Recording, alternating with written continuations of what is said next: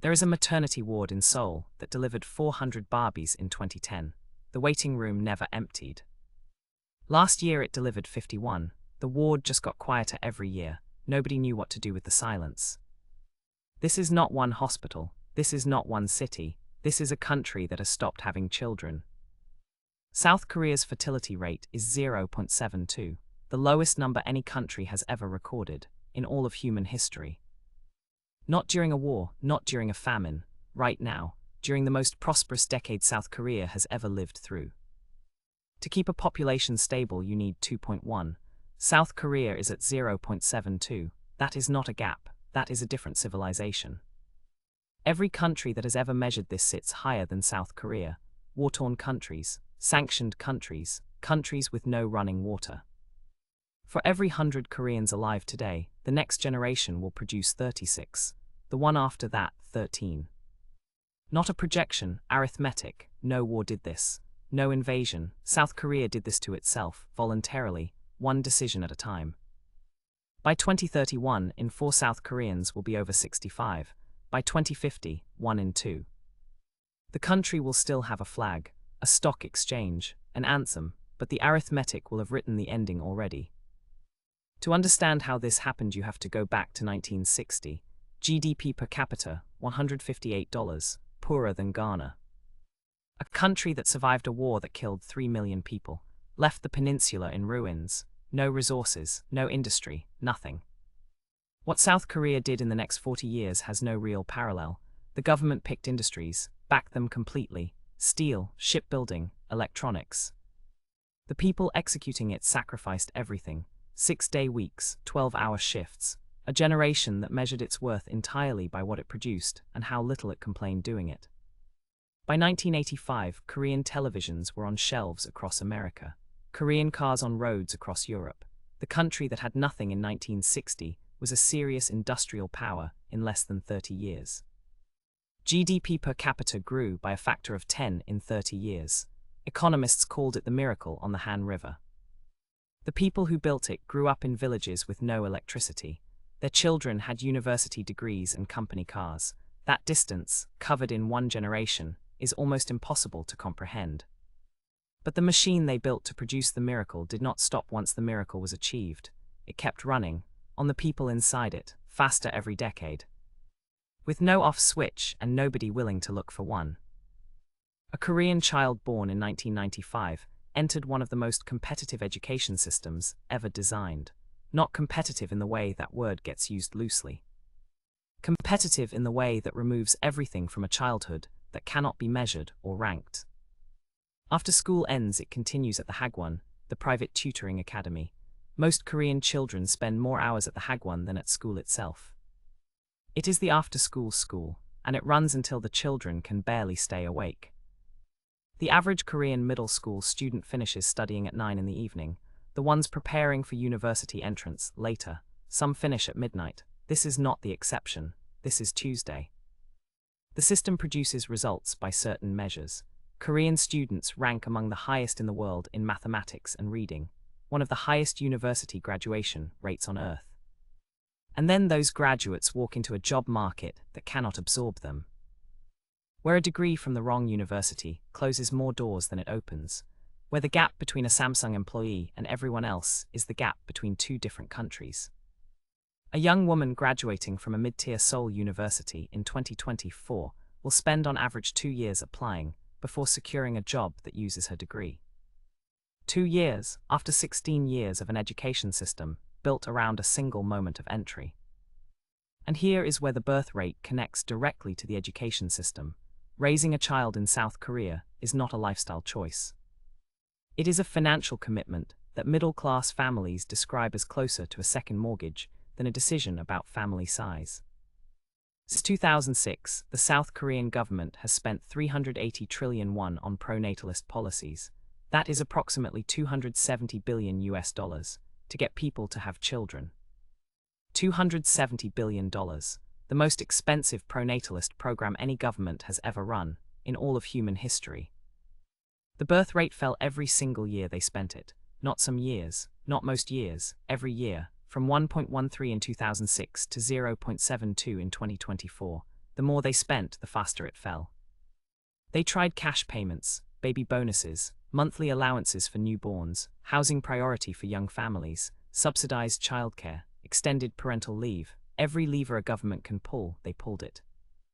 None of it worked, and the reason none of it worked is the same reason the government could never say out loud why none of it worked. Because saying it out loud would mean admitting what the system had done to its own people. You cannot pay people to have children inside a system that makes having children feel like a form of financial self-destruction. The bonus does not change the maths. The maths is the point. A Korean child costs more to educate competitively than a Korean worker earns in the first 5 years of their career. That is not an exaggeration. That is the number parents calculate at the kitchen table before they decide. And the decision most young Koreans are making is not, I cannot afford 2 children. It is, I cannot afford one. Or I will not do to a child what was done to me. South Korea has a word, sampo generation, the generation that gave up on relationships, on marriage, on children. Not because they are lazy, because they did the arithmetic and the arithmetic told them to stop. The government looked at the sampo generation and created a Ministry of Population Strategy, a ministry for the problem of people deciding not to exist. That is not a policy response. That is a government that has run out of ideas naming the problem and calling it progress.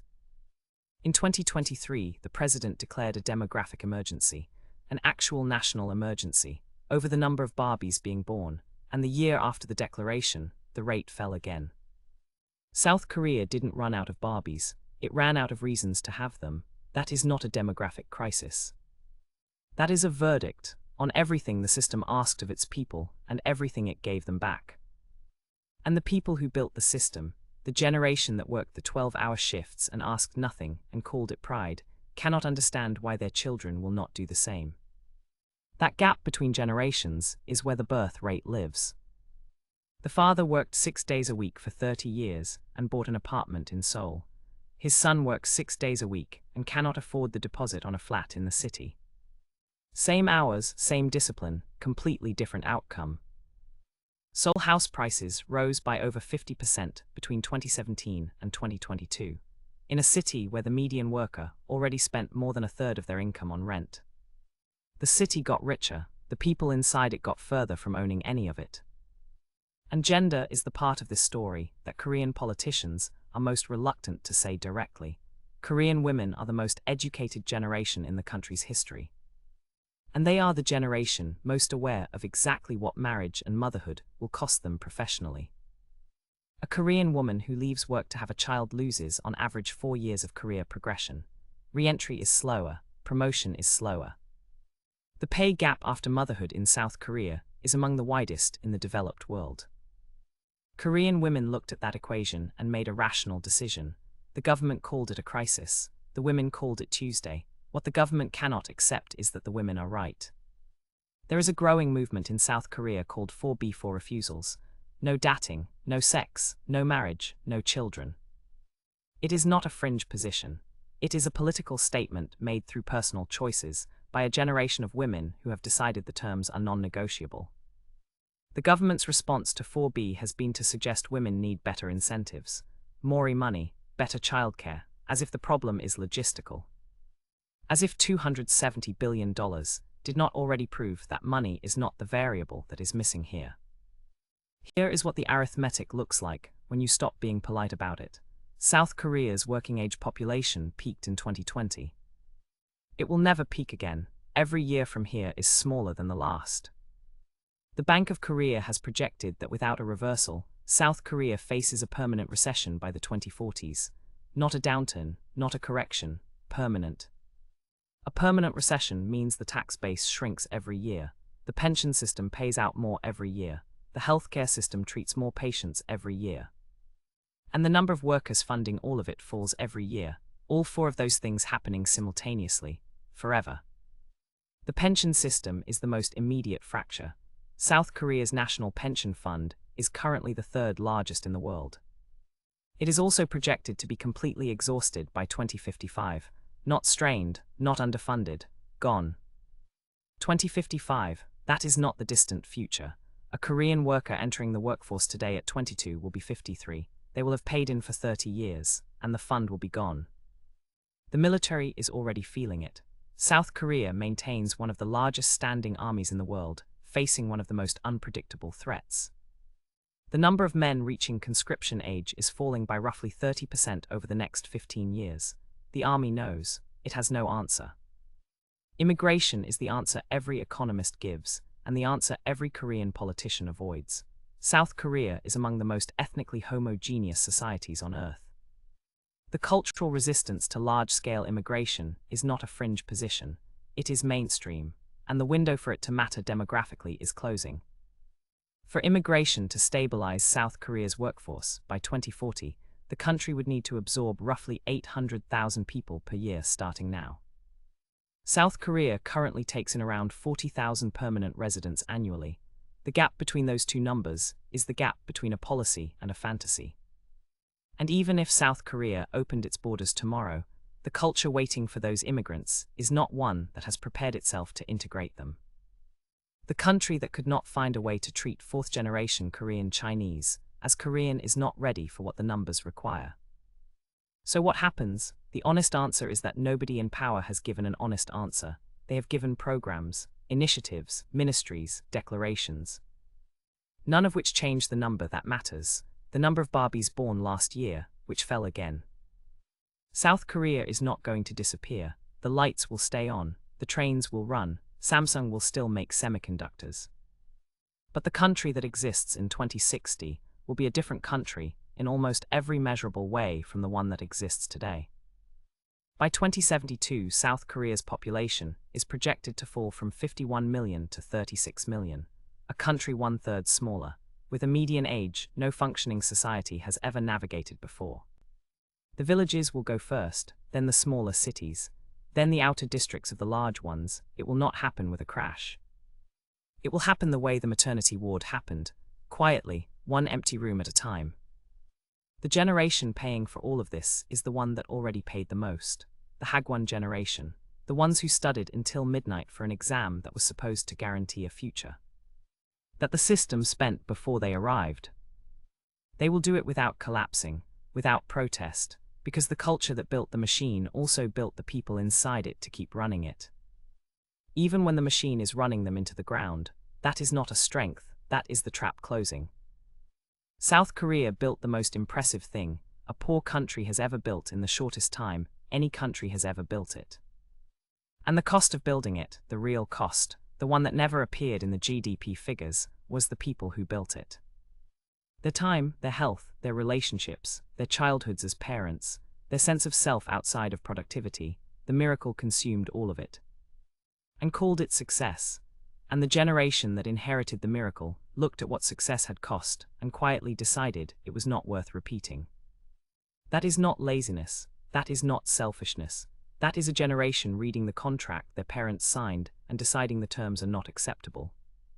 The government calls that a crisis, the generation making the decision calls it survival. Back in Seoul, that maternity ward is still open, the lights still come on every morning, the bassinets are still there, wiped clean, lined up in their rows. The staff arrive each morning and prepare for arrivals that mostly do not come. They do not do this out of hope exactly. It is closer to what the Japanese call doing the thing because the thing is worth doing regardless of whether anyone notices. Somewhere in Seoul tonight a young woman is doing the calculation again. Rent, Hagwon fees, career interruption, the deposit she does not have, the hours her partner works, the hours she works. And the number she keeps arriving at is not zero, it is just not yet, maybe not ever. She is not the problem, she is the answer the system produced after 60 years of asking people to give everything. And offering them in return, a credential, a cubicle, and a city they cannot afford to raise a family in.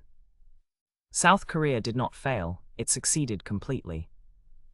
It built everything it said it would build. The failure is that nobody asked what would be left of the people once the building was finished. Now they have the answer, and it is 0.72. If you have watched this far, you already understand something most people do not, that the numbers governments publish are not the story. The story is always what the numbers cost to produce. Subscribe to World Fracture, we follow the cost. One question for the comments.